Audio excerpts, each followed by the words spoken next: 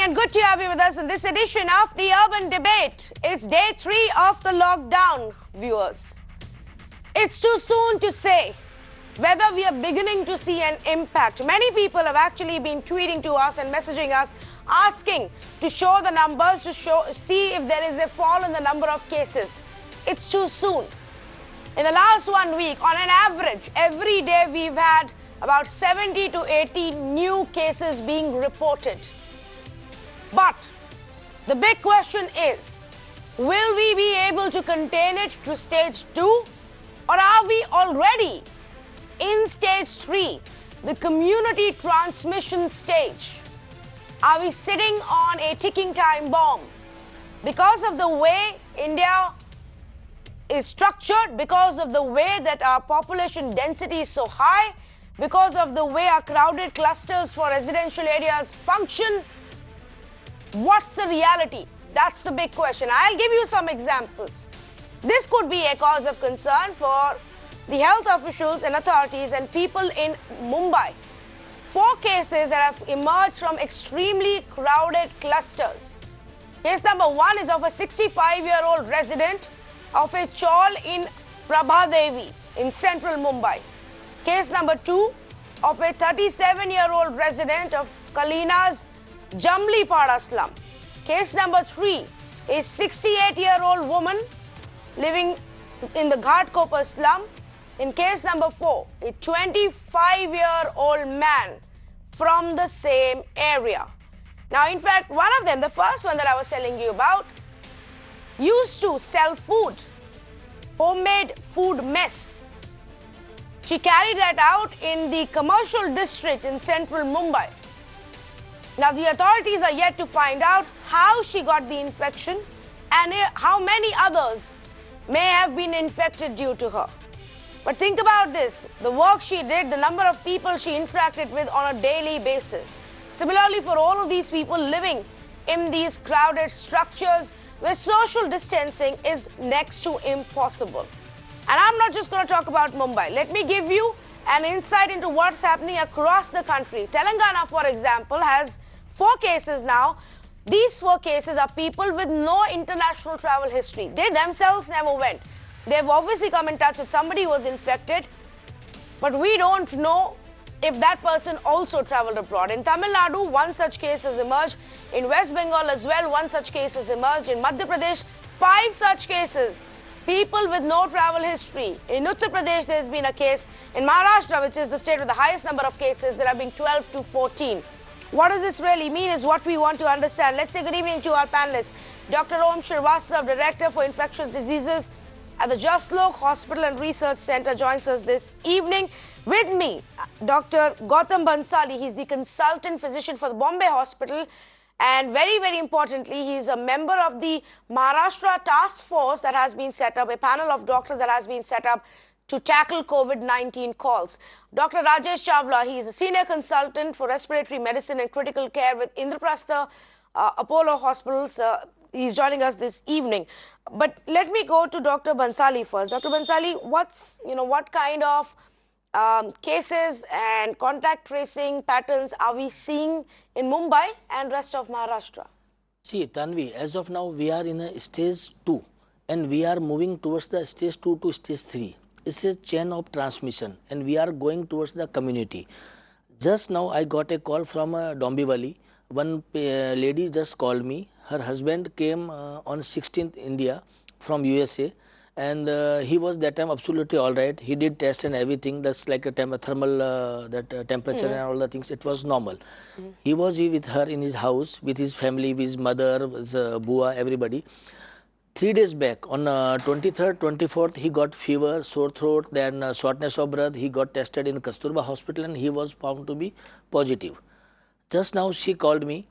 She was saying that she is also now having sore throat, cough, that shortness of breath, what to do. So the thing is that she was in India for last 2-3 months. Her husband come on 16th, like in last 10 days. Earlier he was asymptomatic. Now he was symptomatic. His test is positive. She was also tested, but she was negative on 23rd.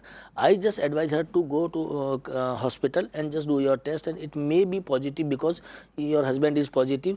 Because of her, her mother-in-law and other relatives. They may get positive. So this is the chain of transmission. We have to block this chain of transmission. How to block this transmission? Block this chain of transmission to complete lockdown, complete shutdown each and everything. One has to be stay in house only. Like his husband, he came from USA, but he was maybe careless or something like that earlier because he was asymptomatic. So he was mixed up with his wife, his relative, and everybody. Now he gave this COVID-19 to his whole family. Although that whole family is not yet tested, but we are suspecting that they may be positive. So we have to, he should be in quarantine also. And in isolation. Isolation, yes, isolation. it should be completely isolation. So that we can block this chain of transmission. But you know, for in most of the cities, Dr. Bhansali, in our country, we stay in very crowded areas. Even our homes in cities like Mumbai, space is a luxury. 4 people, 8 people staying together in one room. Is it inevitable then in such a scenario?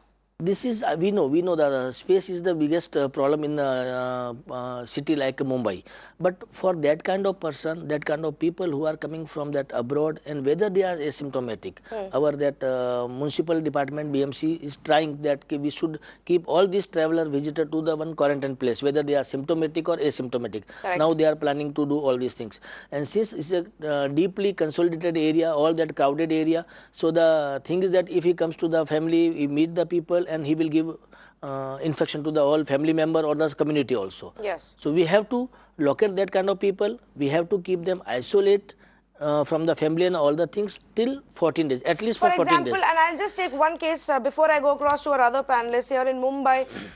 The case of this lady tested positive in Prabha Devi. Now, the Mumbai Mirror report says that she used to sell, food, homemade food. She used to run a mess. Effectively behind the India Bulls building. This is a commercial area. There are hundreds of offices. The offices have shut down only about a week, 10 days ago. Now, she obviously hasn't traveled abroad. She probably served somebody who had traveled. That person would have worked in an office. And so that contact tracing, are we able to do it on time and clamp down on the entire system? सभी को lockdown में रहना जरूरी है. See, definitely सबको lockdown में रहना चाहिए. जो अभी तक सिचुएशन चल रही थी, जो गवर्नमेंट लेवल पे काम हो रहा था, स्टेट लेवल पे, बीएमसी लेवल पे, और जो भी डॉक्टर्स के लेवल पे काम हो रहा था, एयरपोर्ट पे हम लोग सबको रोक रहे थे. एयरपोर्ट पे ही मालूम पड़ रहा था कि ये ट्रैवलिंग का इसका हिस्ट्री है. Whether earlier the thing was that कि if they are totally asymptomatic then we were allow them to go to house. But people was little bit symptomatic और डाउटफुल देन और suspected, we kept that kind of person to the 7-year hospital. But now government is also very much strict. Whatever traveler was there or that home quarantine people are there, we are doing tracking with the GPS system and all the things. But still, people are not cooperating that much. What we feel.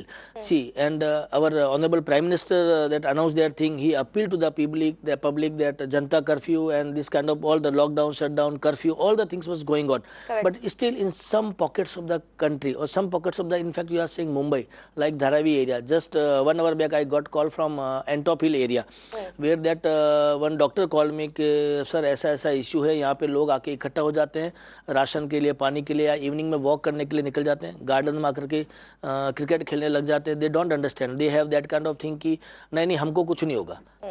That is basic mentality what we have कि नहीं मुझे कुछ नहीं होगा, होगा तो मेरे पड़ोसी को होगा या किसी और को होगा, बट मुझे नहीं होगा. That kind of thing is there. वो एक फियर नहीं है. बट वी डोंट नो कि ये वायरस कितना डेंजरस है, कितना बड़ा एक महामारी डिजास्टर इस कंट्री में कर चुका है. अदर कंट्री से हमको एक एग्जांपल है हमारे सामने इटली का. Italy and USA, they are having the best health care system in the world, but now they are totally paralysed. वो कुछ भी नहीं कर पा रहे हैं इस डिजीज से लड़ने के लिए. So we should learn from them. We should we should not follow the mistake of the Italy what they are doing. We should learn from that South Korea how they maintain that lockdown and all this system, and we should respect this curfew system. We appreciate that our honorable Chief Minister Uddhav साहब ने जो कल declare किया कि like 24/7 grocery shop, food ये सब मिलेगा, जो essential services है that will not hampered. With that, I feel कि थोड़ा social distancing होगा, whatever essential thing required people will go and get it, and they should maintain that physical distancing rather than social distancing. We should maintain that physical distancing, and with that we can block this chain of transmission. Yes, oh yes, okay, absolutely, I agree with you. The only way to go forward, apart from, of course, the authorities tracing the people who have been infected, isolating them and treating them and cutting off their contact, I think the only way for all of us to be safe is to shut down our contact as well. Dr. Chawla, but the big question is, despite all of these measures, despite the fact that India has been relatively quick in announcing a lockdown than some of the other countries, we were relatively quick in shutting ourselves out and quarantining ourselves by suspending international flights and then domestic flights. Is it still inevitable? Is India sitting on a community transmission time bomb?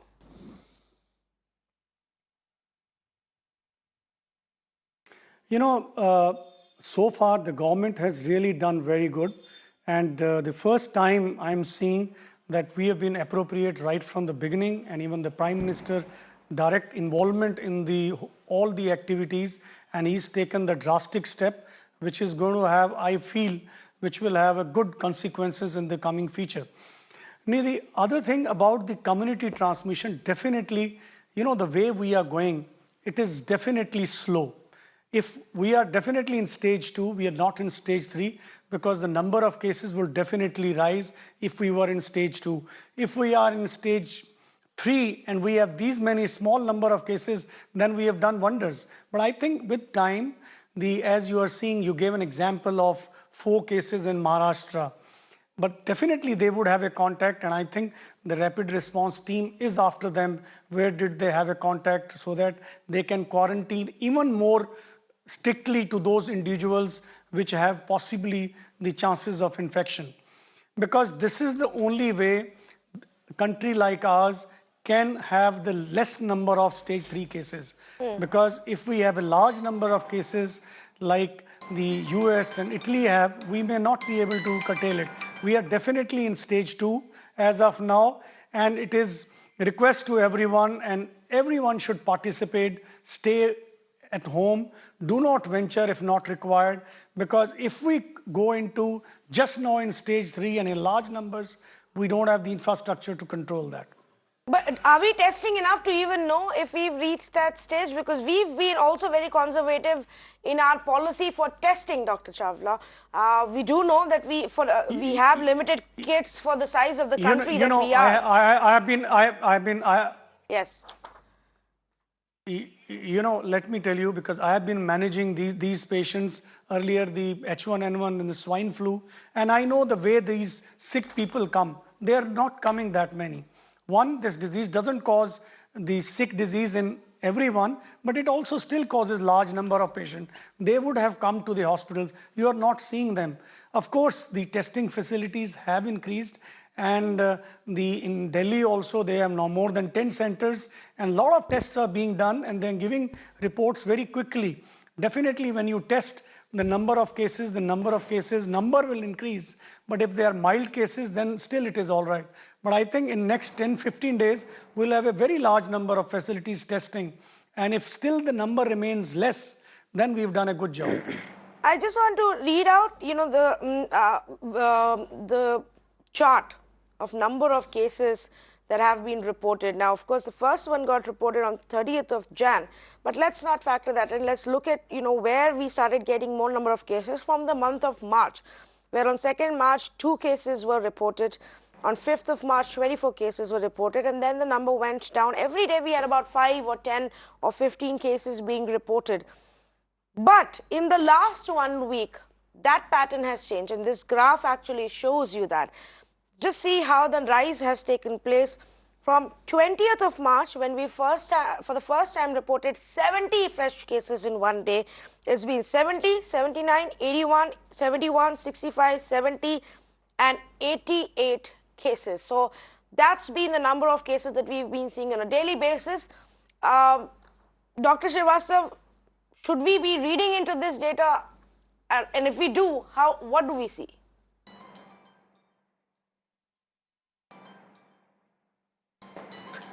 I think that you'll have to take cognizance of not just this data, but the data that has come out of, other countries. Most of the countries, they've seen a fairly similar kind of an exponential, uh, you know, uh, climb in the numbers. Testing is very important, but that's the only way you're going to find out how many people in the community are actually infected. So I think there is some merit in trying to understand and learn from the experience of other countries where they have gone through a similar experience. See, in the beginning, in the first couple of weeks of January, we understood and thought that the total mortality is about 2.5%. In the last couple of weeks or 3 weeks time, we know that the mortality can be anywhere from about 7 to 12, 13%. So it is a work in progress. It is evolving. We are understanding, and that when we have other places from where these numbers are being made available, I think the most important thing is to try and learn from them and prepare accordingly for the kind of population that we have. So the home quarantine and the lockdown is definitely going to help. It's only a question of for how long and what are you going to be keeping as your parameter that this is a successful control. I think the numbers that you're showing on the screen, Tanvi, they need to be taken seriously, and that this is not just a final figure. This is something that is evolving, and we'll have to keep a close eye on what's happening in our structure as well. Actually, before I go back to Dr. Bhansali, I also wanted you, Dr. Srivastava, to respond to this query that often comes, and I began the show by highlighting that point. People are already asking, it's been just 3 days, but people are asking, oh, what's the, reflection in numbers? Are we beginning to see a drop? Has the lockdown really helped? Just so the understanding of people out there that this is, we are in for perhaps a long haul, and maybe more than 3 weeks, we don't know yet. Can you just explain this? What impact, by when can we actually begin to see an impact in cases?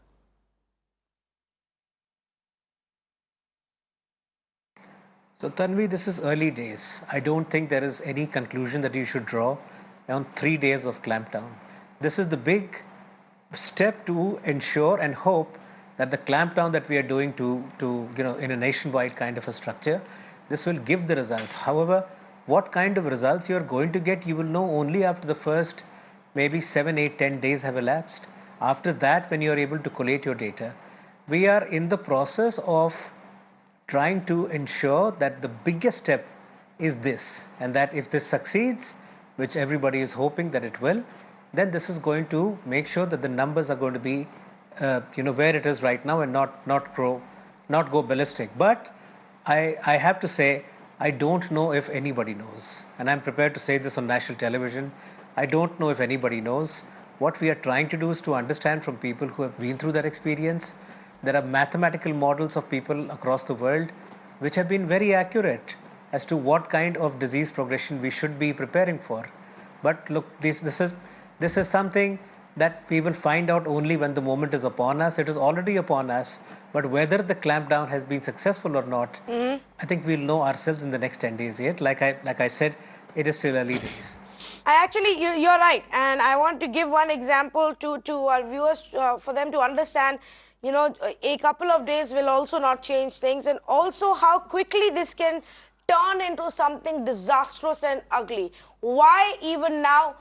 Just a few of these pictures and visuals that we're getting from parts of India where people are coming out, where people are getting together in close quarters, going to the markets in crowds, or simply spending time in parks and playgrounds, like Dr. Bhansali was telling us. That's not okay. And I will tell you why it's not okay. Here is an example that's become very, very famous across the world. This one is from Korea. On February 18th, in cases in Korea stood at 39. At that point of time, a patient who was a 61-year-old woman tested positive. Now, it wasn't very clear where she had contracted the virus, but she attended a gathering of the local church. Now, this was on February 18th. By February 20th, 104 cases in Korea and 15 cases in the church. The same church that she had visited had emerged in just 2 days. And then a month after that, Korea had 9,000 cases, and that cluster, that church area, had over 5,000 cases. One case, 2 days later, 15 cases, a month later, 5,000 cases just in that cluster. That's how difficult it gets to really clamp down if we don't do it on time. Dr. Bhansali, you are part of a task force.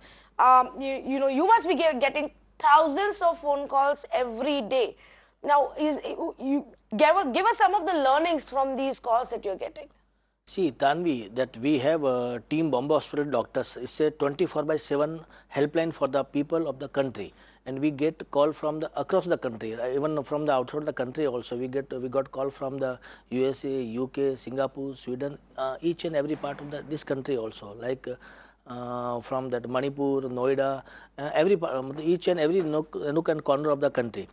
And in that we got different kind of calls, like 60%, 70% call is like everybody is saying, I have sore throat, I have cough, I have some hitch in my throat, I have some sort of allergic. People are so much panicky. They are in so much of fear that they are having that corona or something like that, whether they have a history or not. But 20-30% calls are like that people who travel abroad, they just landed or they came 2 weeks back, 3 weeks back. One pregnant lady from New Bombay, she called me that she traveled, she came from the UK and she was absolutely fine. She came 3 weeks back, but now her son is getting fever, sore throat and all that thing. Then we advised to do the test and this thing, and that test was completely negative. So the main thing is that with that helpline or call, we got 60% call are the panicky sort of fear, but people get satisfied after we just give them guidance and these things. But 20-30% call, definitely they are symptomatic, they have problem, we guide them to go this lab, that lab, whatever lab advised by the government of Maharashtra and the ICMR. With that guideline, we guide them to go do a test and get admitted. But one thing I can tell you, this is the first time in the history of this country, government is so proactive for this disease that they get curfew, they had Janta curfew, they have lockdown, whole country. We learned from that South Korea and other countries' mistakes, but government is so proactive. Doctors are very much enthusiastic to work to fight with this disease, but public is still not that much cooperating. They feel कि नहीं हमें कुछ नहीं होगा. That thing is there. I feel public should respect this curfew. Public should respect government's perspective also, and I feel if we respect this kind of things, lockdown and curfew, we will win this battle.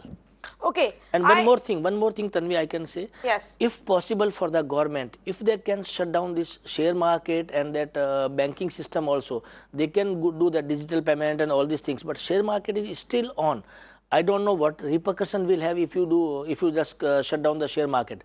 But share market, that mutual fund companies and that banking system, they are still on. Related, unrelated, 10 to 20 lakhs people are affected by this system. So I feel personally, this is my personal opinion, if there is no repercussion, they should shut down this market also. Okay, perhaps the government will look into it, but let me go back to Dr. Chawla. Dr. Chawla, we are now seeing more reports, and I come back to that, more cases which are coming in from crowded clusters. Now, while for the first phase of the cases that emerged, people who were living in individual apartments and homes, people who could go into that kind of a lock down their society, not step out, sit in one room, completely isolated, was still at least a workable idea. How do you do it when it reaches your chawls? How do you do it when it reaches your slums or your smaller towns and villages where there isn't much understanding of how to deal with coronavirus? I think this is a problem because that is the worry in India. Because suppose it reaches a chawl, they don't have a space where they can quarantine these individuals, and there is not enough, they are not admitted as per the current guidelines. These are the people who can spread the virus. And that's a worry. I think something has to be done for these people so they can be quarantined, whether in the hospital or some places where they don't spread it to others. because like you are saying in villages, they don't have so many rooms that they can quarantine these patients into separate rooms. But I think this is where the problem is. This is where the government is worried that one, it reaches, and the people who don't understand, they don't understand the importance of quarantine, that can lead to the spread of this virus into the community in large numbers. But so far, as you heard doctor just now, that government is trying its best to quarantine these people so that we don't have that large spread in the community, which has been reported in Italy and the other countries. As of now, as you heard Dr. Om, that we are reaching 500, 700, you will find the next 700 is reached in a very short time, and next 1500 even in shorter time. It is going to increase. You can't stop it. But if we can curtail the number to a manageable, that's the aim of the government, and I think we should all aim for, and I think you are doing through your media, and we should continue to do, to ask people to stay inside. You know, even if they have symptoms, they don't have severe symptoms, even if they stay inside their house, they don't venture out, they will not spread the virus. But in that sense, then, shouldn't it be the biggest concern for the government right now? And shouldn't we be seeing, you know, top leaders and ministers and the full force of every state machinery rush out there and shut down the movement of migrant workers that we're looking at? You know, there are hundreds of them who are getting together, walking down the streets, trying to get home. They have no place to go, no shelter, no food, and it's not their fault. They just want to get home because they have nothing else to do. They're not even earning a livelihood. But how do you deal with this problem then? What if one of them gets infected and then there are 2,000 of them at one shelter home eating food, sitting right next to each other?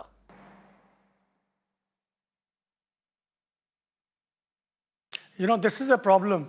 I think this is a great problem, and the government is looking into this. And if we do not look very seriously about this problem, then these are the places where the community spread can start and create more numbers. And as I learned, the UP government, they are also concerned about these. And I think they should be very quick in finding a solution for them, because if they do not find out a solution for this, separate them, these are the places where the community spread may be there in large numbers.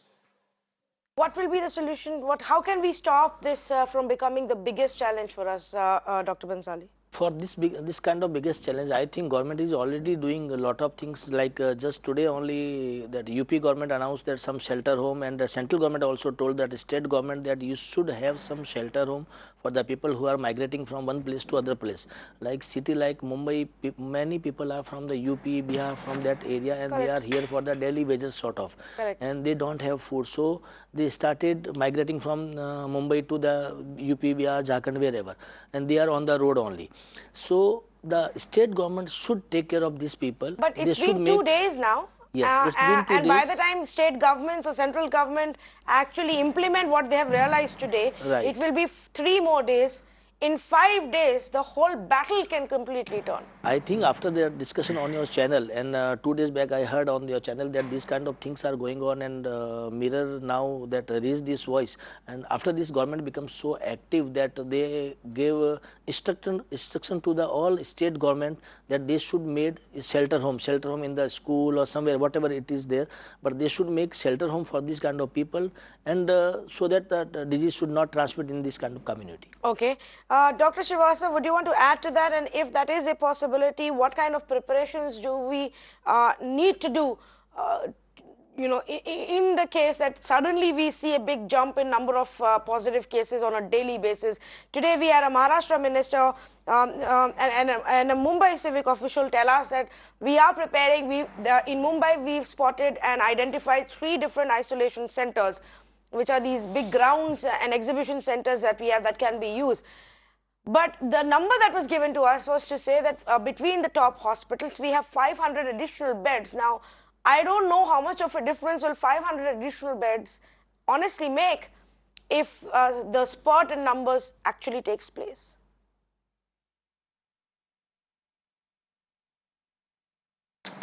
You know, Tanvi, there is an old adage in English: the more you sweat in peacetime, the less you will bleed in war. Okay, this is a good opportunity for everybody, anybody in the public space or health services, to learn from what we have seen in previous disasters. This is not the first public health disaster, it's not going to be the last, and that we need to be able to prepare for accommodating that percentage in your population that will need to be either quarantined or hospitalized, and that part which will need to go to intensive care. So when you say that we are ready with 10,000 ventilators, if that's the figure that we are saying, I'm not saying that we are quoting that figure, but suppose you say that we have 1,000 ventilators, are you ready with 4,000 doctors, 4,000 nurses? Because one doctor in this kind of a situation is going to be working for between 4 and 6 hours. That means you're going to need 4 doctors in a 24-hour shift. Okay, so when you are saying that yes, we are prepared, we need to be prepared on all these accounts. Yes. And that in a city like Mumbai, if you say that X number of people are going to be requiring either to be quarantined or hospitalized, you will need to have that many number of spaces where you will keep a single person, a single patient, for the duration that you think is required, 14 days or, Okay. give or take, whatever figure is in the mind. When your patient is tested negative for the throat swab, then that's the time you say, okay, fine. So if it is 14 days, are you ready for everything this person needs in that situation where he is quarantined for 14 days? I think you need to examine all these issues for the general good before you say, yes, we are prepared for the number of people who may or may not have, I this understand, kind Dr. of a number in the Srivastava, what city you're of Mumbai. saying. And honestly, thank you so much for actually putting it out in that manner. I'm going to thank all 3 of you panelists for joining us, experts to help us understand where we stand and what could be the challenges going forward. Let's keep it in mind some of the aspects that Dr. Srivastava was raising about availability of healthcare professionals as well. Apart from just the equipment, there's also a big challenge, and we need to start looking at it right now to see what options we'll have. Thank you so much to our panelists. Let's also say good evening to Dr. David Nabarro, the WHO COVID-19 Special Envoy, who's joining us this evening. Thank you so much, Dr. Nabarro, for speaking to us here on Mirror Now. Let me begin by asking you what you make of the big decision that the Indian government took a few days ago. India is in a state of lockdown. Today is just day 3 for us. We're looking at a 3-week lockdown to begin with. I'm very impressed that the Indian government is taking this issue really seriously and has decided that they want to reduce opportunities for transmission of the virus by restricting movement actually now. Because the sooner we take efforts on this pandemic, when an outbreak is starting or a series of new outbreaks are developing, the better we will be. I just want to make one point. When you are imposing the lockdown, at the same time you have to make sure that in every community, in every part of the country, there are public health workers and volunteers prepared so that they can do the grassroots work to try to interrupt transmission. It's difficult work because it means that you have to find people who've got symptoms of the disease. You have to help them to get isolated. If possible, you test them. And then at the same time, if they need medical treatment, if possible, you provide it. But most importantly, you also try to find their contacts and make sure that they isolate as well. Because the heart of controlling this series of outbreaks that are making up the pandemic is to try to interrupt transmission at the local level. And it's people themselves who will determine the severity of the situation in India if they can maintain a physical distance, because the virus is transmitted through droplets that come when you cough, sneeze, or even breathe. And if you can maintain the distance and isolate the people who've got the disease, you can very quickly reduce spread, and that then can diminish the time needed for a lockdown and increase the capacity of society to be able to prevent new outbreaks emerging. Dr. David, India is a country with a huge amount of people, high population density. We live in crowded clusters.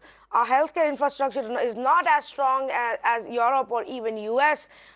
What can be the learnings from rest of the world for us? How do we deal with it from here on, basis what we've seen unfold in other countries? So I lived in India some years ago for quite a long time, and I'm super impressed by actually what your health services can do when they get mobilized. I'm also impressed by the quality of organization that you have in many communities. These are two vital assets that you can draw on. The lessons from other countries are as follows. The people need to know what's going on and to be part of the solution. Communities need to be organized so that everybody is aware of who might be getting ill and making sure that they're looked after.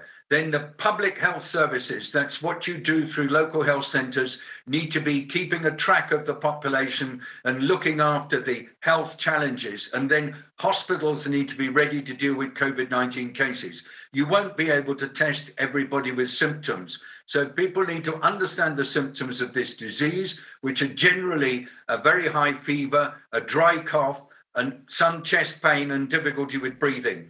If most people will not get seriously ill, the basic studies from other parts of the world is that 80% of those with the disease are mildly affected, but they still have to be careful not to infect others, and they must protect people who are older or who've got other disease. Other lesson from other parts of the world, always act quickly when you get a suspect cluster emerging. And the third lesson from other parts of the world is make sure that in the community, there is a lot of support for people who are having to get isolated. Of course, it will be necessary to recognize that if there's a person with the disease in a household, it won't be a big household, it may be just one room. So probably the whole household has to isolate themselves, and that's being done in other countries as well. And then the very important factor is that if you possibly can, maintain hygiene by when you're coughing, cough into the crook of your elbow or into a tissue which you then get rid of. And I know that for many people that will be difficult. So do your best to do all you can to respect this virus and to try to prevent it from being transmitted from person to person, even though this will be tough in the conditions where some people live in your country. Dr. David, what we saw initially was that the entire attention was focused on what was happening in China and how each country was keeping itself, isolated from China. And some of us were so busy looking that side that we didn't realize when the infection actually started coming in from Italy or Middle East, and that's where it became a big problem. Now, do you believe that as a world, the nations need to collaborate more and cooperate more if we have a chance at defeating corona? Thank you very much. The first thing is that we must all learn from the experiences of others. We've only had this virus with us for 4 months, and it's a different virus from some of the others we're familiar with, like influenza or Ebola. And so we must learn lessons, and there's a great report of a WHO review of the Chinese experience. They were given complete access everywhere on the World Health Organization website, dated around the 24th of February. You mentioned about collaboration between countries. You are so right. This is an issue on which nations must come together on a global strategy for responding to the coronavirus. I personally think it's a global emergency, and we need to use the kind of procedures we adopt when we have an emergency to get maximum collaboration, solidarity. We need to suspend politics and focus entirely on this issue. And I'm glad that in the meeting yesterday of G20 leaders, in which India, of course, took part, that there was a real focus on solidarity, but let it increase. There's going to be shortages of all sorts of things, but instead of arguing with each other about how to handle the shortages, we must deal with these issues together. And most important, and last point, to come out of this pandemic, we will need to have stronger health defenses at the community level, as well as really well supported and backed health workers who've got the equipment they need to stay safe. And we need to be ready for that new reality once we've got through this very intense period right now.